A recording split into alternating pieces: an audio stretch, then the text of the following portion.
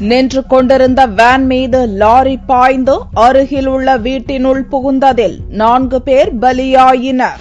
சென்னைக்கு அருகில் பொன்னேரி அருகில் உள்ள அண்ணாமலைச்சேரியைச் சேர்ந்த 20க்கும் மேற்பட்டோர் குடும்பத்துடன் மேல்மலையனூர் கோவிலுக்கு மினி லாரியில் சென்றனர். காஞ்சிபுரம் மாவட்டம் மறைமலை நகரை அடுத்துள்ள காட்டாங்குளத்தூர் பகுதியில் பழுதாகி நின்று கொண்டிருந்த மினி வேன் மீது எதிர்பாராத விதமாக மினி லாரி மோதியது. மேலும் நிலை தடுமாறி அருகில் உள்ள வீட்டினுள் மினி லாரி பாய்ந்தது. இதில் அந்த வீட்டிலிருந்த 7 வயது சிறுவன் உட்பட 4 பேர் பலியாயினர். இவ்விபத்தில் 19 பேர் படுகாயமடைந்தனர்.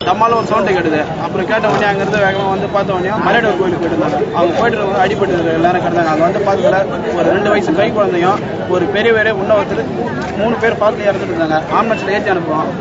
எஸ்ஆர்எம் போனாங்க. எஸ்ஆர்எம் போயிட்டு மறுபடியும் 2 பேர் இறந்துட்டு சொன்னாங்க. அதுக்கப்புறம் இந்த வண்டி மீட் எடுத்ததுல உள்ள ஒருத்தர் பெரியவர் தூங்கிட்டு இருக்காரு. பெரியவர் இறந்துட்டு 2 லேடிக்கு அடிபட்டு இருக்கு. தலையில அடிபட்டு அவங்களும் ஹாஸ்பிட்டல் ஈட்டு போயிருக்கு. இவ்விபத்து குறித்து மறைமலை நகர் போலீசார் வழக்கு பதிவு செய்து விசாரணை நடத்தி வருகின்றனர்.